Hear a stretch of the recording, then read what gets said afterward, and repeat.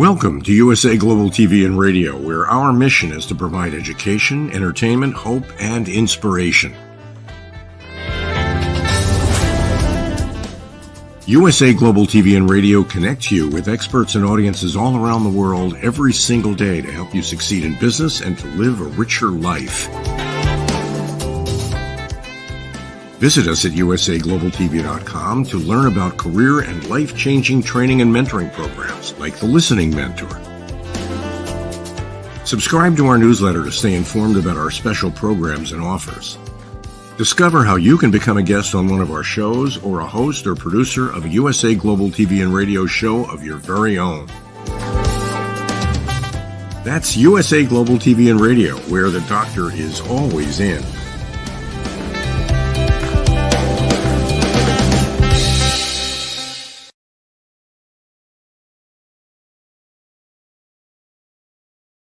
Hello and a massive warm welcome to the US Global TV and Radio.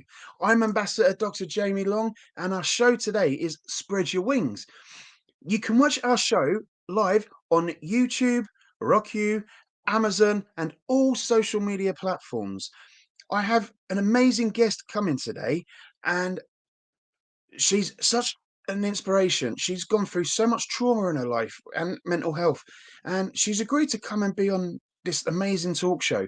So I'd like to welcome the very talented, that is Chantel Page, everyone.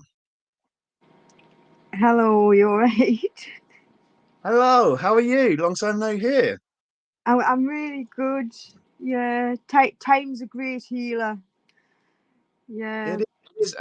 You've had a tough time, haven't you, these last few years? Would you like to tell the audience some of the stuff you've gone through, bless you?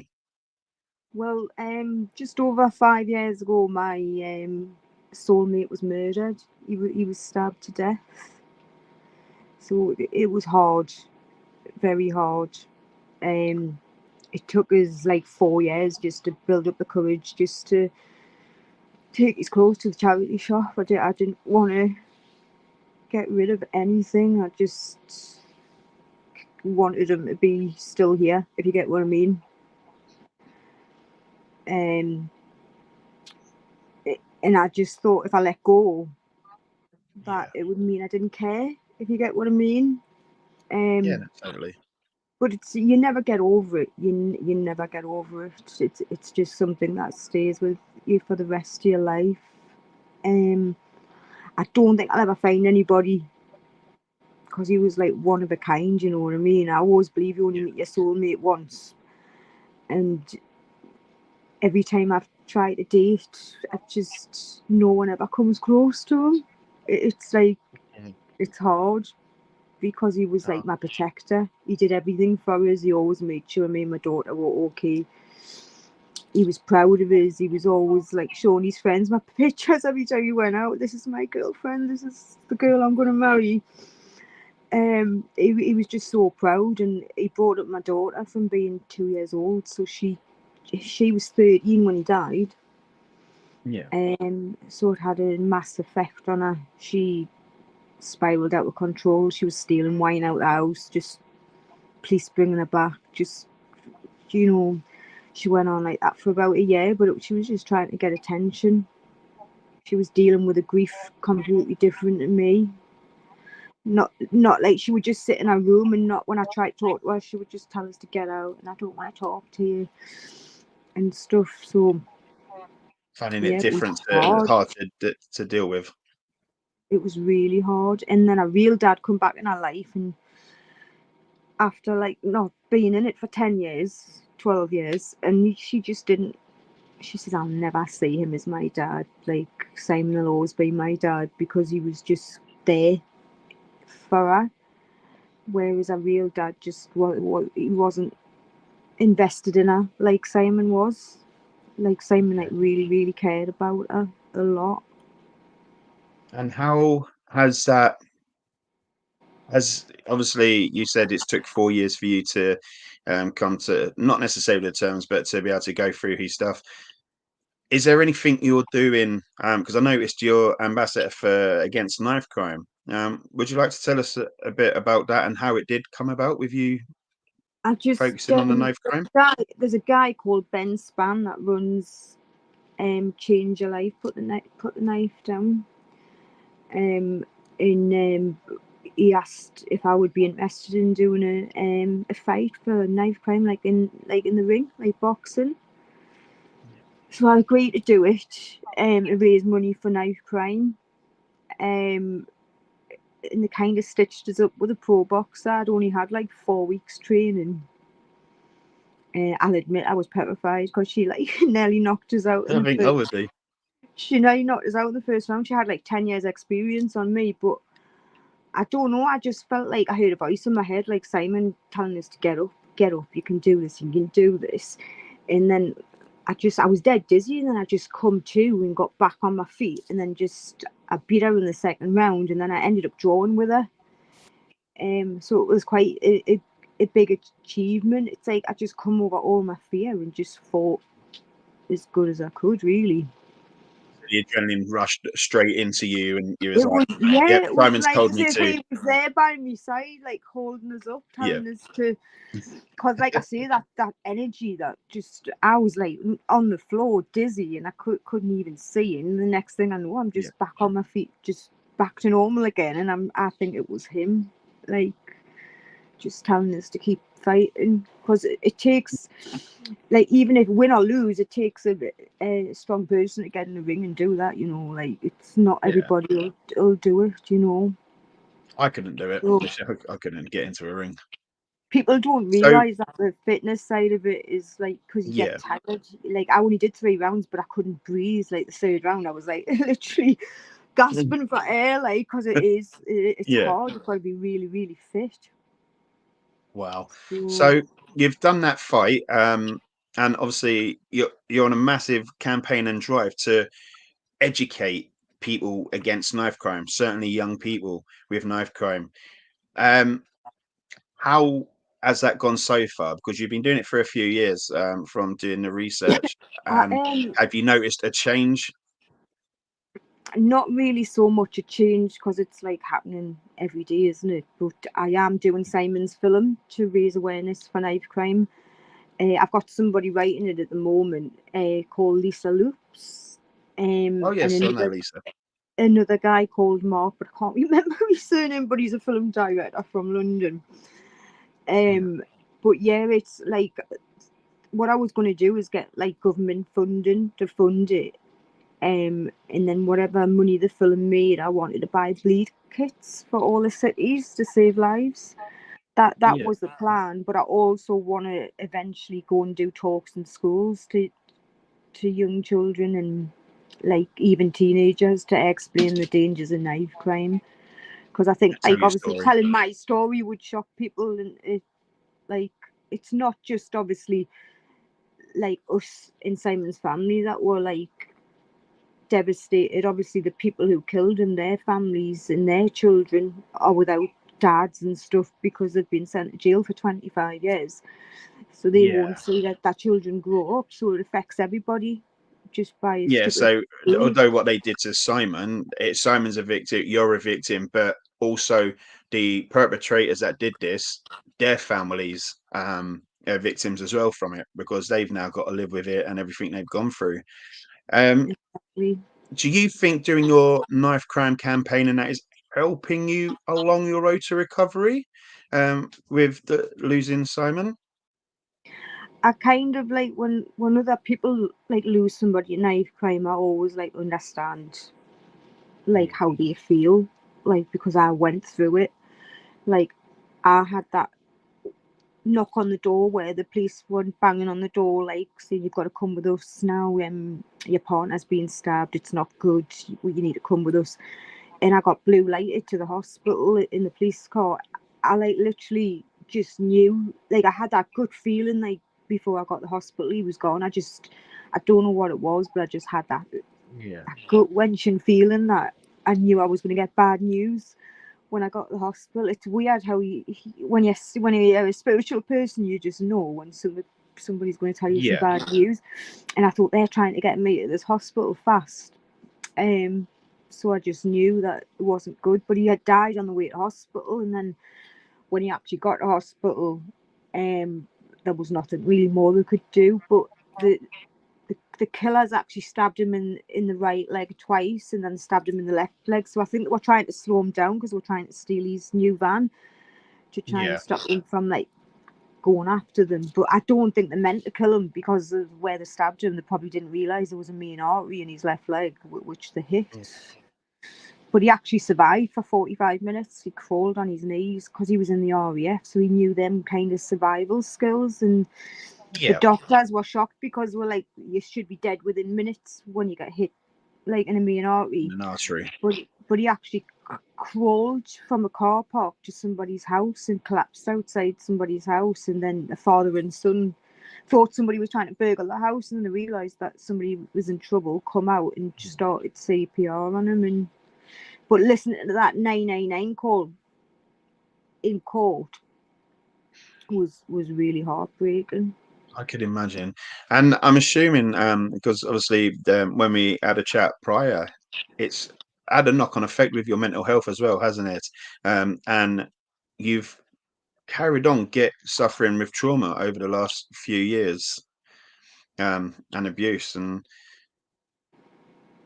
is that anything helping you get through that? Are you, because I know you want to do advocacy for women against domestic abuse and violence. How's that coming along?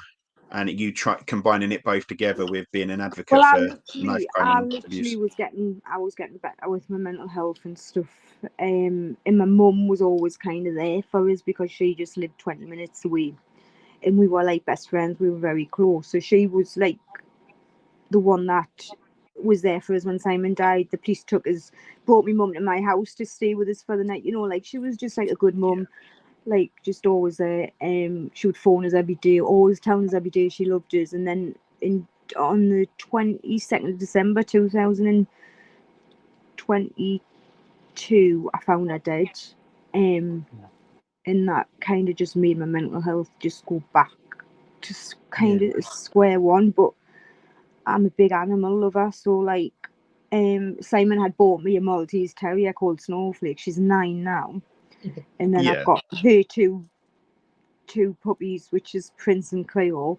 Wow. And if it wasn't for the dogs, I think I don't think I'd be here. I think just they've got me through like kind of my toughest times, to be honest with you. Because animals therapy. Animals are like, believe it or not, they're really good at healing you. Really good at healing you. They are, and dogs are being used, aren't they? All the time, dogs are being used with mental health and other therapy techniques. So they know I've when noticed you're as well. upset. They know they lick your tears away and everything. They're just so like good companions compared to people. They don't argue back. Oh God, no. So I notice you do modelling and obviously acting as well. Would you like to tell us a bit about that and whether it helps your mental health with acting?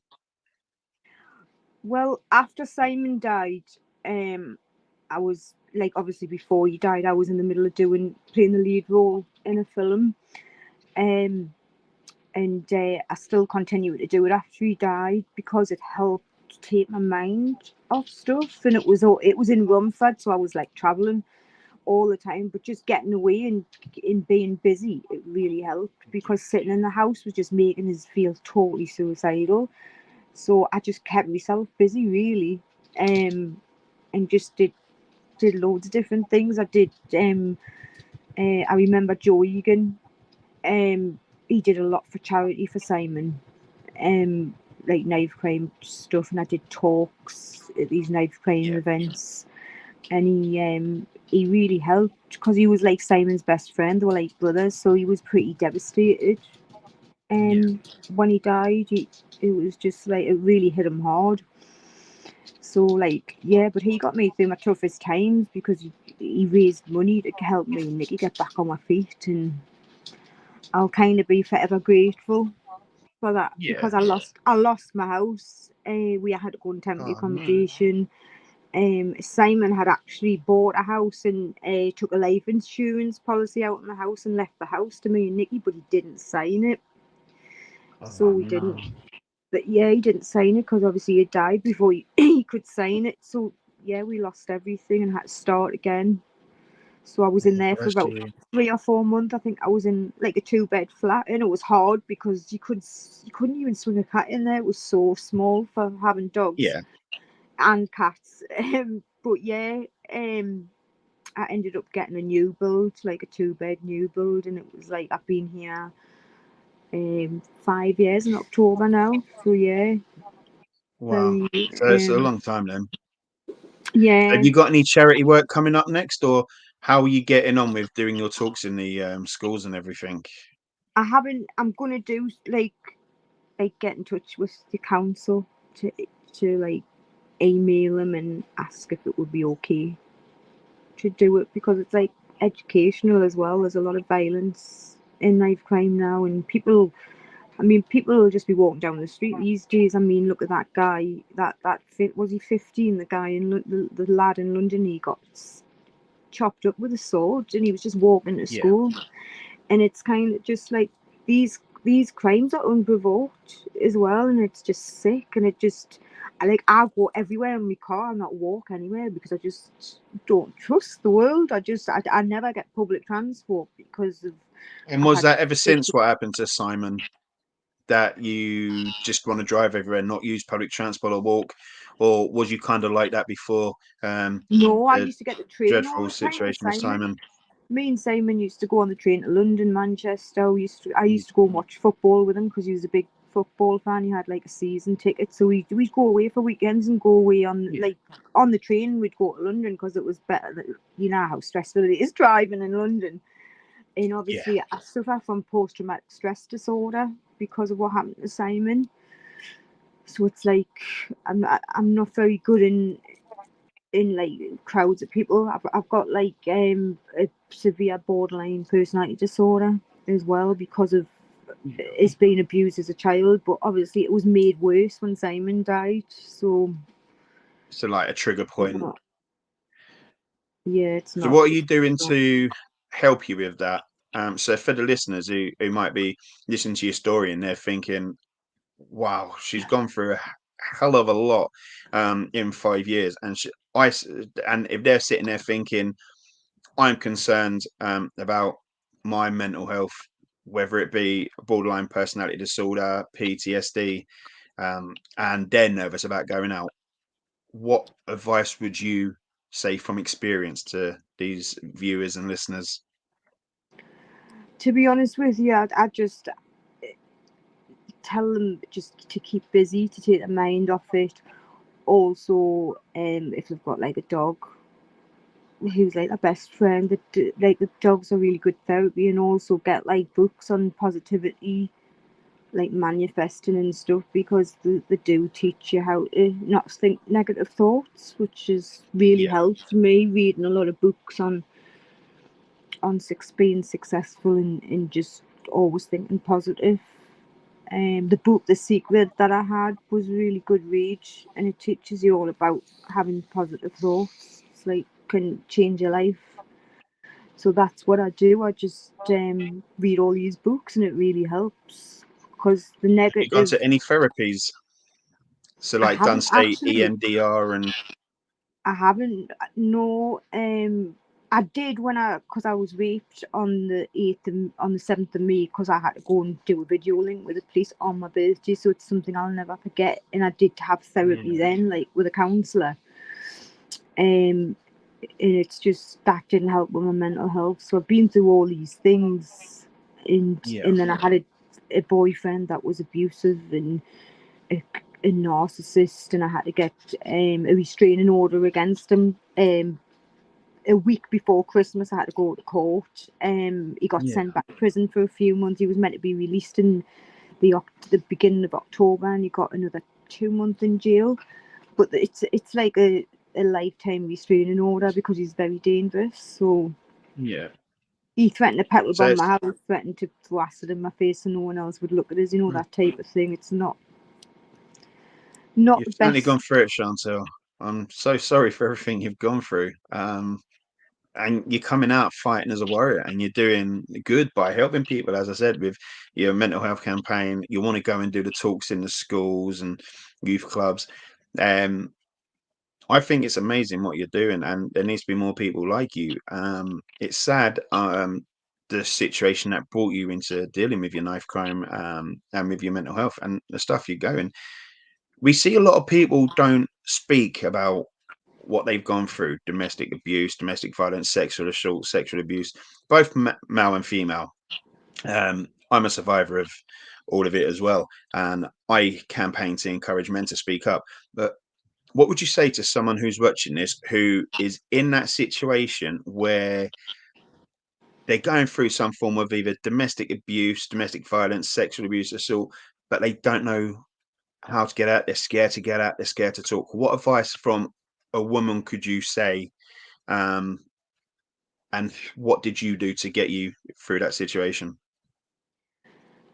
What had happened was the police were at my house for another incident. I mean, it was nothing bad, by the way, but they were at my house, and my ex phoned me up. And the police officer knew there was something wrong. She actually said there was. I just heard that phone call. Have you got the controlling partner? And she took it very seriously, and she reported it to our sergeant, and then they just took it from there. Got in touch with the prison to stop him from ringing us. And he ended up getting charged with stalking us and all that.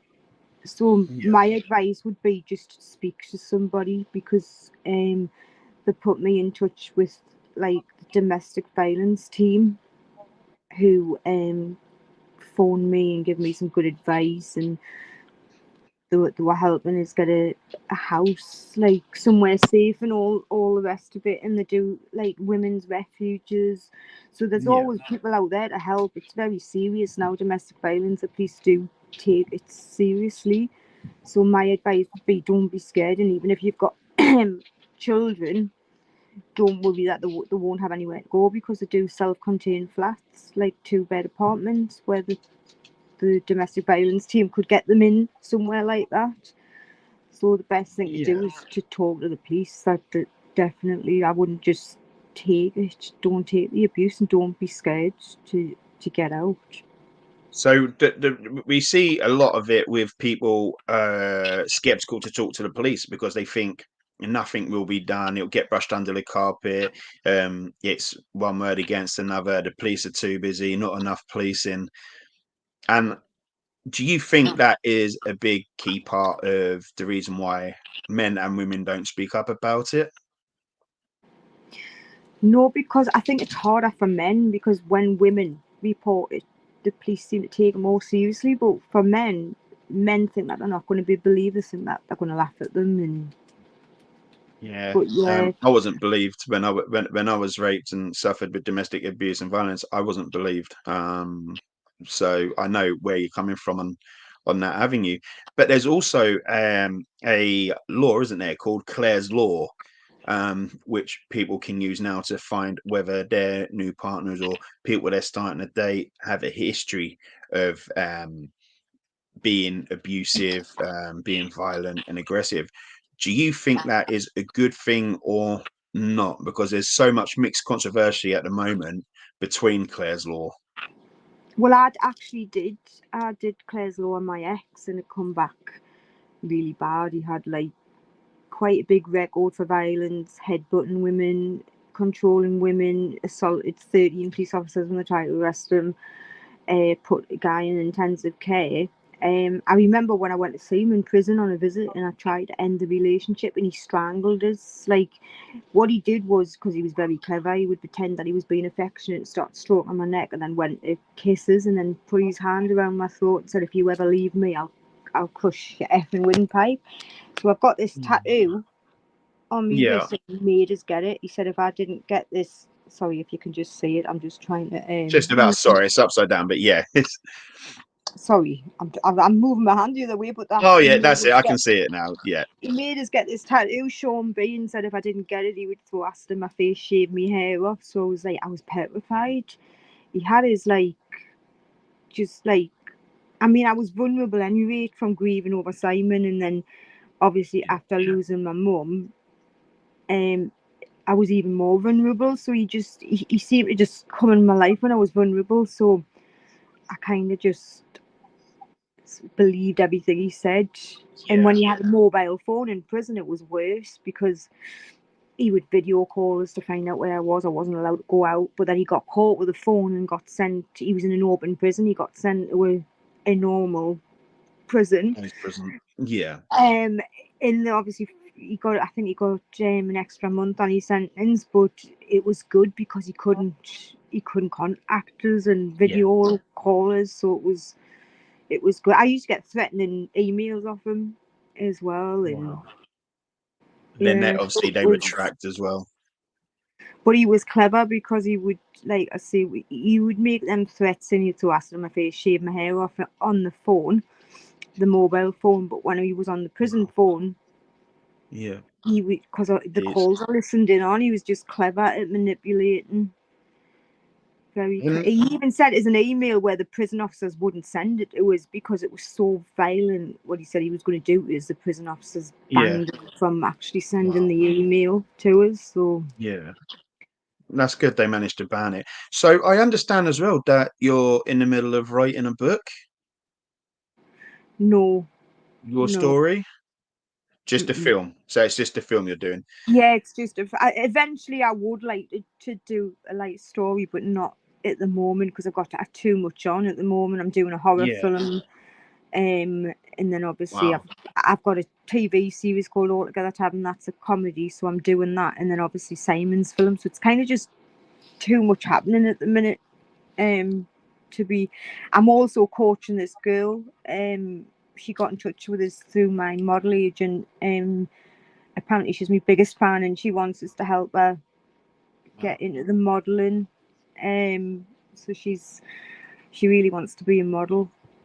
She's only 15, but she's 16 in August. And I'm just trying to give her the best advice and take her under your wing, and we're just trying to get her not to fall for all these, these photographers that are, you know what I mean, just to stay safe and obviously just stay away from people that try to take money when they want you to join the agency, because there's so many scams out there. It's just crazy.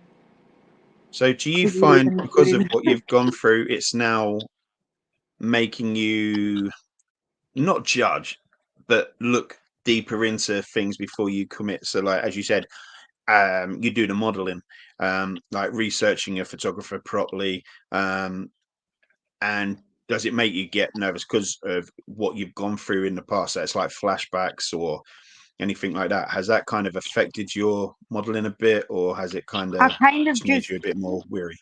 I kind of only go to photographers who I've already worked with, but I don't really. The only time I do a shoot now is to build a new portfolio for my acting. Really, I don't really do a lot of modelling anymore because I'm trying to stay focused on my acting, because that's where my heart seems to be taking us. It's like it's what I want to do. Yeah, it really is something that I really enjoy. So yeah, I started modelling when I was like 14, catalogues and stuff, and I've done it such a long time. And then I started acting about 11 years ago nearly, and I've always enjoyed it.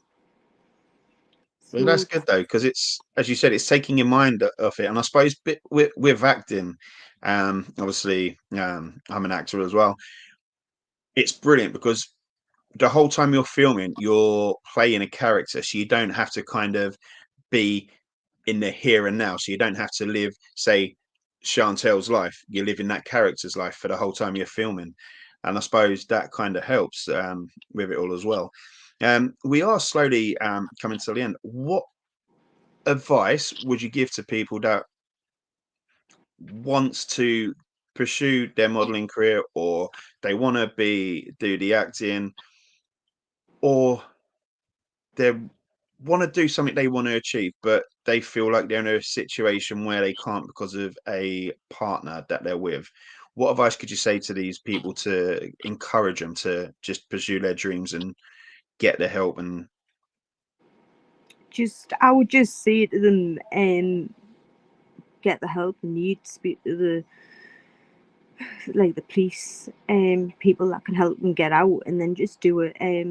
Go to a professional photographer, get a portfolio done, and if they want to do acting, get a show reel done, so they can put a show reel out there so people can see their potential. That's what I would say to them. But they're never going to be able to do that if they've got a controlling partner. So they would have to get out of that situation first before they could go on to follow their dreams, because a narcissist will not let you follow your dreams because they just want to control you. Definitely. You live in proof of that. And Chantel, as I said, we are coming to the end of the show, and I'm sure all the audiences are totally supportive of you and being affected by your story, but also your inspiration to speak up and the help you're doing to the community, your ambition to tackle this knife crime, which is an ever-growing problem, not just in the UK but all around the world. And some of our listeners are from around the world, so they probably can relate to a lot of stuff. Can I just say one, like this film I'm actually doing, the horror film, I'm playing a character where I'm actually stalked, and I've actually got a stalker in real life who I've had for 20 odd years, and I had to move from Newcastle like 3 hours away just to get away from him, just so I'd be safe. So playing this character, because I've been through it, is actually going to be really good for me, because I know the emotions that are, you know what I mean? So it's going to be really good. You can totally get into it. Yeah, totally. So if people want to follow your stories and find you, how can they contact you? Like follow your story and your journey. I'm on TikTok, and I'm also on Instagram, and then in Facebook as well. Yeah. Okay, and will you be putting your links in the comments so people, if they want to follow you or if they want to talk to you about their situation they've gone through, will you be doing that so they can interact with you, the audience, and that? Yes, of course. Even if they're just inboxes, if they need any help or any advice, just to inboxes. Yeah, that's fine. Okay. Well, Chantel, it's been amazing having you on my show, and I've learned from your story, and it is so amazing. We haven't got any contact with you at the moment on the chat log, so if you can just type your contact details on the chat log for our guests and audiences. But from me and everybody else and the whole team at USA Global TV and Radio, thank you very much, Chantel. You've been an amazing participant for this interview, and I wish you all the best that you've gone through. And audiences yourself, if you've been affected by anything what Chantel's talked about, please speak to someone or speak help. It's okay not to be okay. And coming up in 2 weeks' time, we have an amazing guest that's going to come and talk to us about mental health again and her campaign to encourage not only women, but she focuses on men's mental health.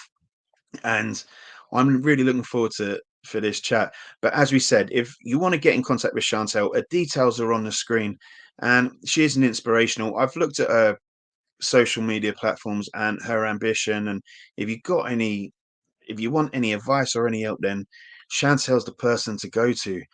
I just want to say a massive thank you to you, the audience, for listening and watching from around the world.